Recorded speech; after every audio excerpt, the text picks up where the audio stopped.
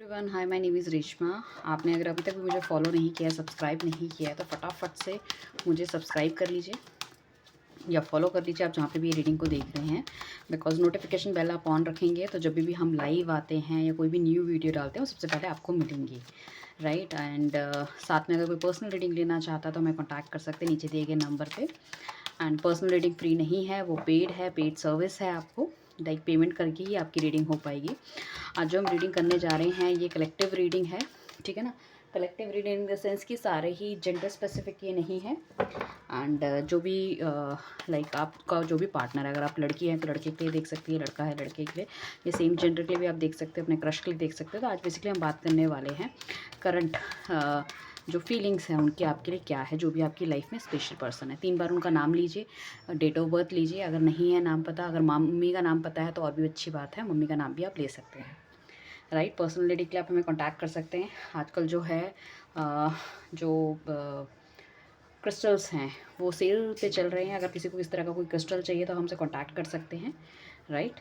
चलिए चलते हैं रीडिंग की तरफ। आपके पार्टनर की करंट एनर्जीज आपके लिए क्या है, क्या सोच विचार कर रहे हैं। और आप किसी भी सिचुएशन में हो सकते हैं, इन एंड आउट वाली सिचुएशन हो सकती है, ठीक है। बातचीत नहीं हो रही है, लड़ाई झगड़ा हो रहा है, पहले बहुत अच्छा था, अब टेंशन बहुत ज़्यादा चल रही है। और लाइक आप किसी के साथ रिलेशनशिप में, यू डोंट नो वो शादी करेगा या नहीं करेगा या क्या चीज़ें हैं, राइट। सो जो आपका पार्टनर है, डेफिनेटली मुझे ऐसा लगता है कुछ लोगों का या तो रीयूनियन हो गया है, रीयूनियन आपका पेंडिंग है। सो डेफिनेटली कुछ ना कुछ लोगों का रीयूनियन मुझे अगस्त के आसपास होता हुआ दिख रहा है।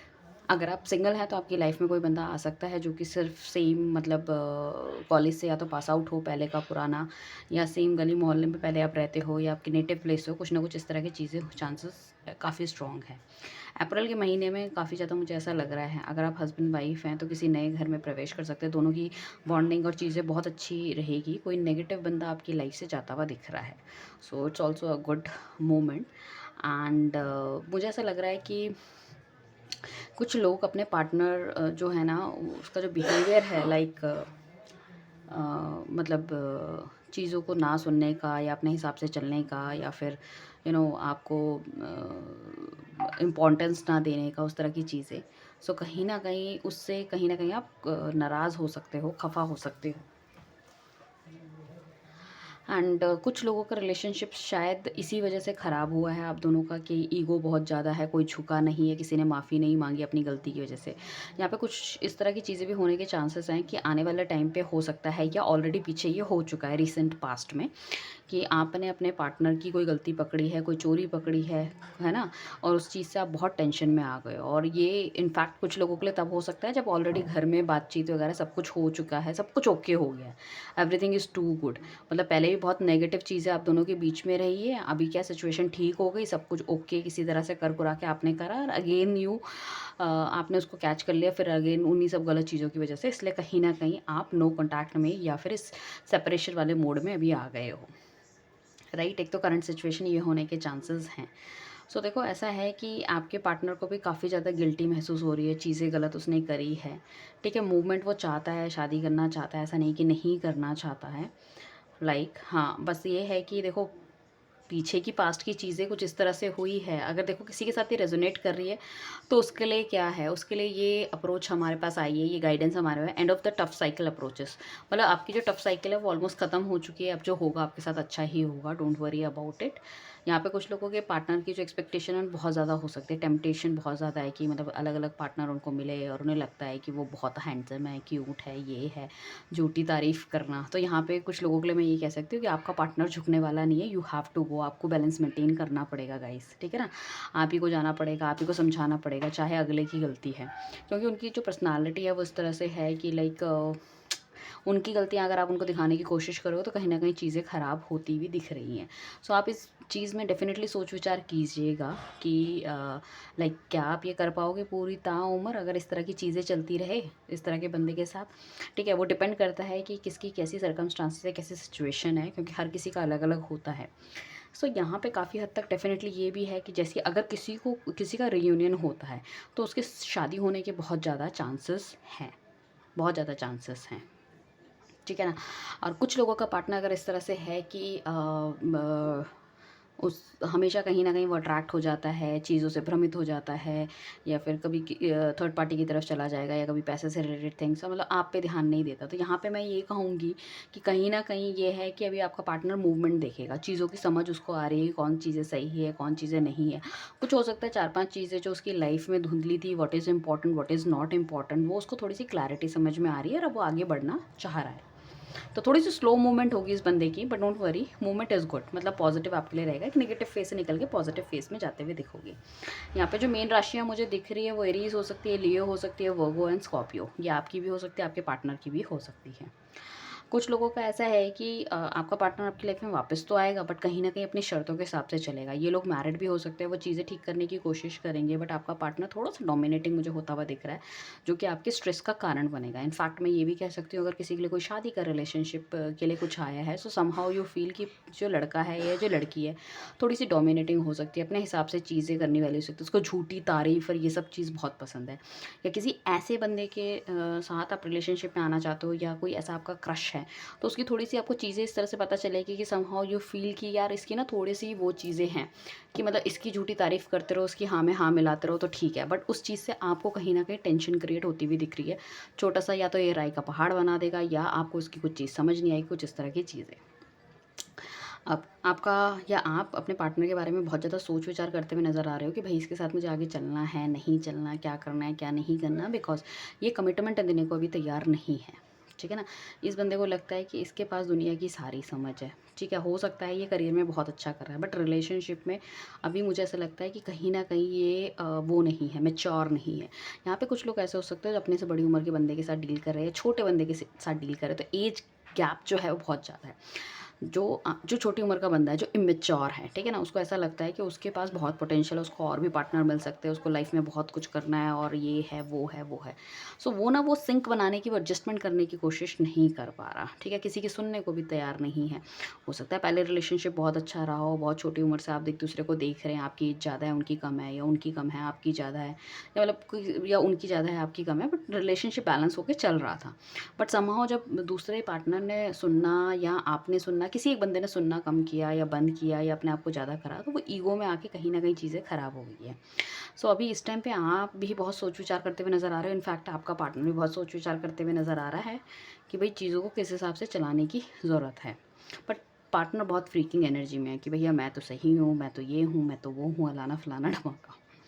ठीक है ना? और बैलेंस मेंटेन जो करेगा दैट इज़ गुड। अदरवाइज़ अपनी गलतियों को जो मान लेगा दैट इज़ गुड, वहाँ तो रिलेशनशिप चल जाएगा बट जहाँ नहीं मानेगा वहाँ चीज़ें कहीं न कहीं ख़राब होने के चांसेस मुझे लग रहे हैं। तो काफ़ी हद तक मैं ये कहूँगी कि कुछ लोगों के अगर नहीं मतलब सब कुछ एवरीथिंग इज़ गुड, सो आने वाले टाइम पे कोई गलती अपने पार्टनर की आप पकड़ सकते हो। ठीक है ना? यहाँ पे देखो आपको क्या है कि पार्टनर अगर आपके पास खुद आता है, झुकता है, तो ये रिलेशनशिप चल सकता है। बट वो फिर भी ईगो एटीट्यूड में रहेगा तो आगे भी ये जो साइकिल है आपका आगे चलने की काफ़ी स्ट्रॉन्ग पॉसिबिलिटी मुझे लग रही है। सो डिवाइन प्लीज़ हमें गाइड कीजिए कि अगर इनका पार्टनर इनके पास वापस आता है तो क्या इनके लिए सही डिसीजन होगा, उसको उससे लेना चाहिए? ठीक है? और इस रिलेशनशिप का फ्यूचर आगे क्या रहने वाला है? और हमारे व्यूअर्स को क्या करना चाहिए? ओके, सो बेसिकली जब आपका पार्टनर आपके पास आएगा तो आप उसको ले सकते हो अपनी लाइफ में दोबारा एक बार वापस उसको कर सकते हो, क्योंकि डेफिनेटली जब वो आएगा तो एक काफ़ी अगर लॉन्ग डिस्टेंस में है तो अपना कप ऑफ लव आपके पास लेकर आता है, चीज़ें चीज़ें ठीक करना चाहता है, इनिशिएट करना चाहता है। बट मुझे ऐसा लगता नहीं है कि काफ़ी लंबे समय तक ये चीज़ें चलने वाली है। कहीं ना कहीं ब्रेकअप सेपरेशन डेफिनेटली मुझे देखने को मिल रहा है। या पास्ट में अगर आपका लवर आया है, ठीक है ना, आपके पास और चीज़ें ठीक करने की कोशिश की है, फरवरी मतलब 19 से लेके मार्च 20 के आसपास तक में अगर कुछ इस तरह का हुआ है या आगे आता है, तो आगे जाके वो चीज़ें फिर कहीं न कहीं यू नो दैट ब्रेक होने की चीज़ें हो सकती हैं। आपके पार्टनर को फिर ऐसा लग सकता है वो ईगो एटीट्यूड आ जाएगा, ऑल ऑफ अ सडन कुछ सिचुएशन आपके साथ घटेगी और things are going to be vanish, सब कुछ वैसे ही ख़त्म हो जाएगा। बट फ्यूचर में मैं ये देख रही हूँ कि आपके पास डेफ़िनेटली अगर अपने काम वगैरह में ध्यान देते हैं तो मार्च 31 से लेकर अप्रैल के बीच में कहीं न कहीं चीज़ें बहुत बढ़िया आपके लिए हो सकती है। आपके पास ऑप्शन क्रिएट हो सकते हैं, आप अपनी बहुत अच्छा कर सकते हो सकता है शायद ये दर्द में अगर ऑलरेडी अगर आप हो, आप दोनों नो कॉन्टैक्ट में चले गए या फिर अलग-अलग हो गए, तो अपने आप पे आप ध्यान देते हुए नज़र आ रहे हो, अपनी सेल्फ वर्थ पे ध्यान देते हुए नज़र आ रहे हो, अपने करियर पे ध्यान देते हुए नज़र आ रहे हो, अपने पैसे पे ध्यान देते हुए नज़र आ रहे हो, अपनी मेंटल हेल्थ पे आप ध्यान देते हुए नज़र आ रहे हो। तो यहाँ पे आप अपने के लिए ऑप्शन क्रिएट करोगे, पैसा कमाने की सोचोगे, कहीं न कहीं चीज़ें जो आप नहीं देख पा रहे थे वो देख पाओगे कि आपके अंदर कितना पोटेंशियल है, आप अपनी चीज़ों को अच्छा कर सकते हो। तो गाइडेंस के तौर पे देखो कितना अच्छा ब्राइट कार्ड आया है। अगर हम बात करें इनकी लव की तो डेफ़िनेटली इमोशनल फ़ील हो गई है, आपके पास आ रही हैं। बट ऑल ऑफ ये डिज़ास्टर कार्ड है हमारे पास, जहाँ की डिस्ट्रक्शन हमें दिख रहा है कि चीज़ें ख़राब हो रही हैं। यू फ़ील कि आपके लाइफ़ में सब कुछ ख़त्म हो गया है, सब कुछ ख़राब हो गया, अब कुछ अच्छा नहीं हो सकता और जितना बुरा होना था सब आप ही के साथ हो रहा है। भगवान को ब्लेम आप करोगे, इस पर्सन को ब्लेम करोगे, बहुत सारी चीज़ें।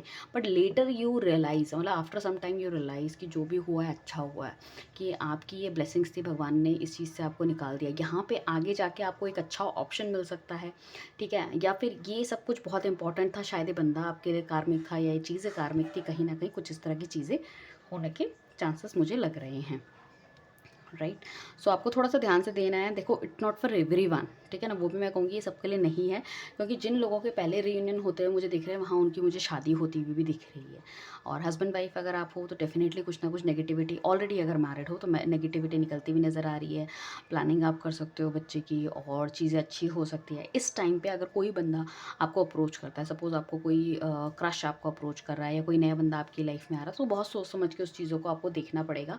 पुरानी सारी चीज़ें, इवन मैं कहूँगी अगर शादी का रिश्ता भी अगर आता है आपके लिए तो उसकी बैकग्राउंड वेरिफिकेशन वगैरह पूरी अच्छी तरह से आपको चेक करना चाहिए, ठीक है ना। उसको ऐसे ही एक्सेप्ट मत कर लो, हो सकता है चीज़ें कुछ बाद में खुल के निकल के आए जो बाद में आपको प्रॉब्लम क्रिएट करनी पड़े, ठीक है ना। मतलब अपने के लिए भी प्रॉब्लम क्रिएट करोगे, सामने वाले के लिए भी, राइट।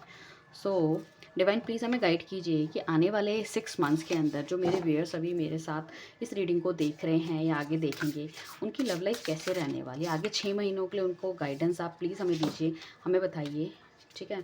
सो हम देखने वाले हैं क्या गाइडेंस आपको दे रहा है। A new romantic cycle is begin, चाहे आपका पुराना पार्टनर वापस आए, ठीक है, और या फिर कोई नया बंदा आपकी लाइफ में आए, या फिर आप अरेंज मैरिज भी करते हो, कोई प्रॉब्लम नहीं है। एक न्यू रोमांटिक साइकिल आपकी लाइफ में चलता हुआ नज़र आ रहा है।